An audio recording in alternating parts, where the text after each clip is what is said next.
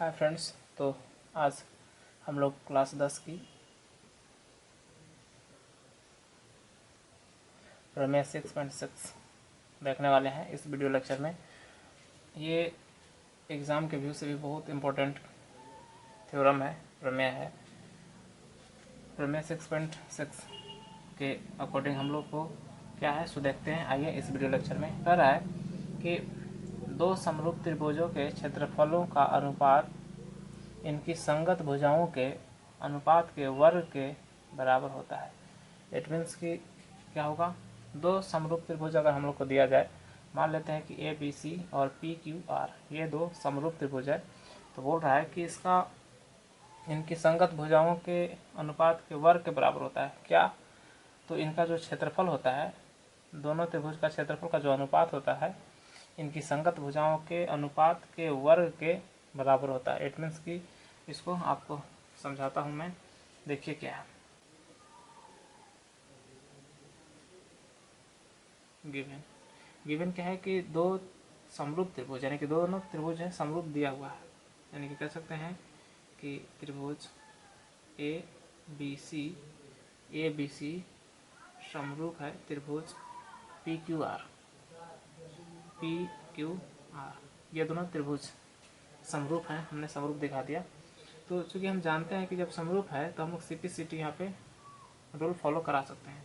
यानी कि CP/CT से अगर देखेंगे तो क्या होगा कि संगत भुजाओं के अनुपात जो है समानुपाती होते हैं। कब? जब दो त्रिभुज समरूप हो तो संगत भुजाओं के जो अनुपात है वो बराबर होता है। इट मीन्स कि हम क्या कर CP/CT से क्या कर सकते हैं कि A B by P Q equal होगा AC बाई पी आर, और ये इक्वल होगा BC बाई क्यू आर। ये ठीक है। दो त्रिभुज समरूप हैं तो CP/CT से क्या होगा, संगत भुजाओं के अनुपात जो है वो इक्वल होता है। ये आप पढ़ चुके हैं, ठीक है। चलिए, इतना हमको जो है यहाँ से मिल गया। और क्या होता है तो एंड इसके संगत कोण जो है, संगत कोण भी जो है बराबर होता है। तो संगत कोण क्या क्या हो जाएगा तो देखते हैं। कोण ए जो है, कोण ए के संगत P है, यानी कि दोनों कोण बराबर होंगे। कोण B के संगत आप बताइए Q है। एंड अगर देखें एंड क्या है कि कोण C के जो है संगत क्या है, कोण R है, ठीक है। यानी कि हम लोगों ने लिखा जब दो त्रिभुज समरूप हो तो संगत भुजाएं का अनुपात समानुपाती होता है यहाँ। एंड कोण जो होते हैं संगत कोण बराबर होते हैं। चलिए, इतना हम लोगों ने देखा। अब चलिए हमको क्या करना है कि ये 6.6 थ्योरम को प्रूफ करने के लिए सबसे पहले आपको करना पड़ेगा रचना, या फिर लिख लेते हैं कि क्या सिद्ध करना है। तो यहाँ पे कर लेते हैं, इसलिए हमें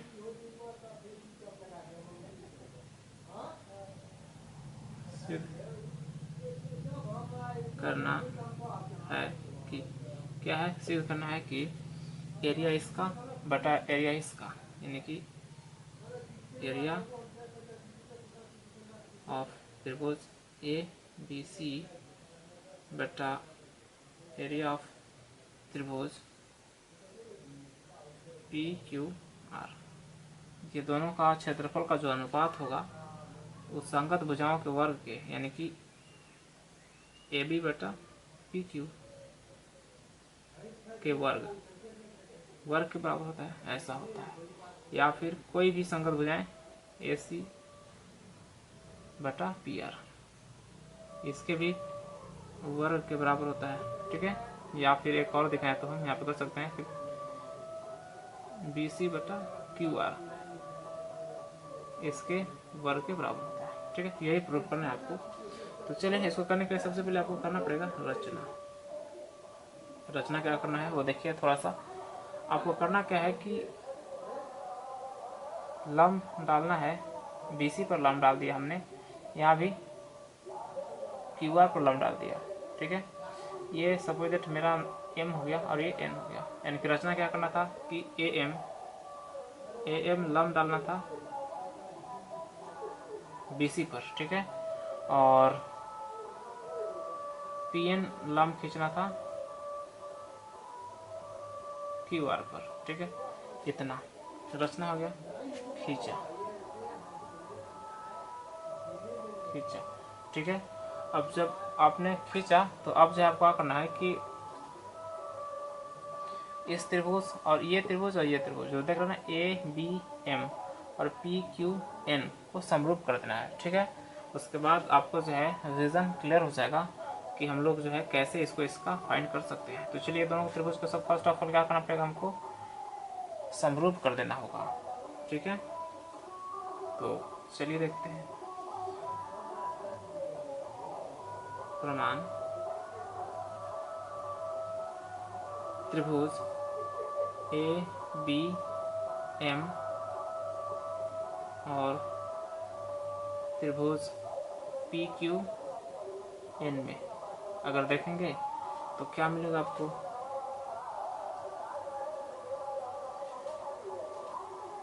ये देख रहे हैं ये कौन A कौन के इक्वल है, देखिए गिवन B जो है Q के इक्वल है, यानी कि कौन B जो है कौन Q के इक्वल है, ये दिया हुआ है, ये गिवन, ठीक है।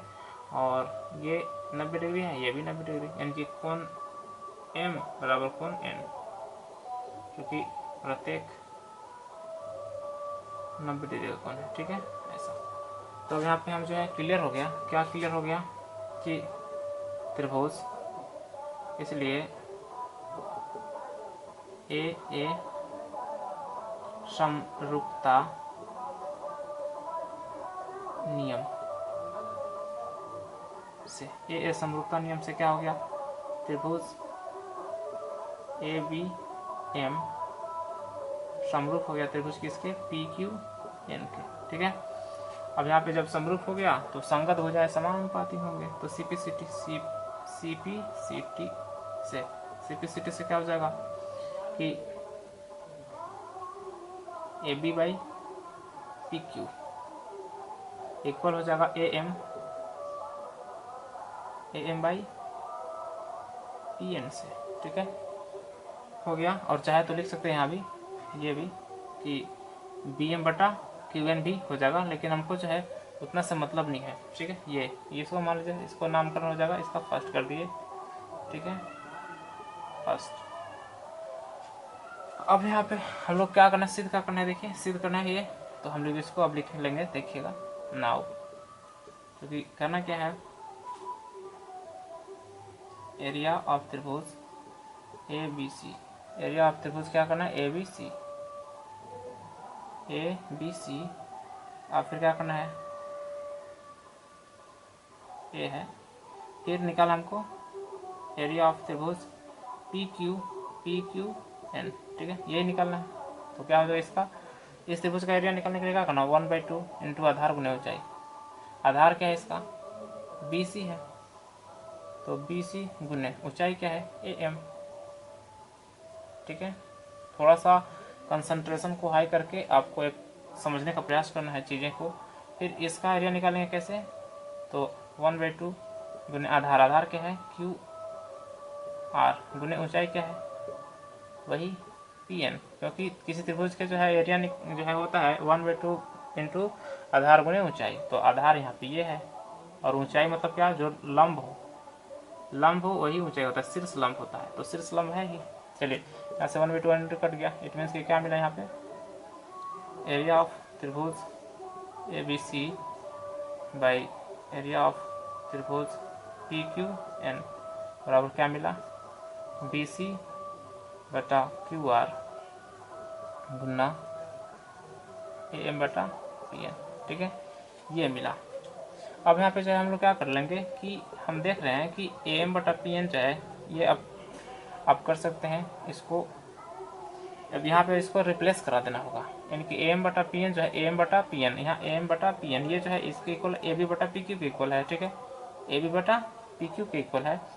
और आप देख रहे हैं कि AB बटा PQ किसके इक्वल है, AB बटा PQ ये AC बटा PR और BC बटा QR के इक्वल है। इट मीन्स कि जो है यहाँ पे जैसे BC दिख रहा है तो ये BC दिख रहा है, तो यहाँ भी अगर आपको BC हो जाए, ठीक है, यहाँ BC और यहाँ BC हो जाए तो सेम चीज़ हो जाएगा, ये और ये सेम हो जाएगा, और सेम हो जाएगा तो इसका पावर समझ लीजिए 1, इसका पावर 1, यानी कि सेम हो जाएगा। तो आधार बराबर होने के बाद पावर जुट जाएगा, यानी कि कहिए कि सेम चीज़ गुना होकर स्क्वायर हो जाता है। यानी कि हम कह सकते हैं कि त्रिभुज का एरिया और इस त्रिभुज के एरिया का अनुपात जो है संगत भुजाओं के वर्ग के बराबर होता है, संगत भुजाओं के अनुपात के वर्ग के बराबर होता है। प्रूफ हो सकता है। इट मीन्स कि हमको इसको चेंज कराना है एटलीस्ट किस में, BC/QR में। देखिए क्या होगा, त्रिभुज ABC बाई एरिया ऑफ त्रिभुज PQR, ठीक है, इक्वल टू क्या हो जाएगा, BC/QR। अब ये जो है ये इसके स्थान पे हम रिप्लेस करा सकते हैं, इसको AB/PQ कर सकते हैं, AB/PQ। ऐसा क्यों, तो समीकरण समझ लीजिएगा फर्स्ट से, ठीक है, समीकरण फर्स्ट है, चूंकि समीकरण फर्स्ट ऐसा। अब चूंकि देखिएगा ये तो आपका सेम होगा। अब BC/QR, देखिए अब यहाँ पे जो AB/PQ किसके बराबर है, देखिएगा AB/PQ किसके बराबर है, तो AB/PN इक्वल था किसके, AB/PN AB/PQ के इक्वल था, PQ AB/PQ, ठीक है। तो हमने क्या किया कि इस AM/PN की जगह पे AB/PQ रख दिया, AB/PQ, ठीक है।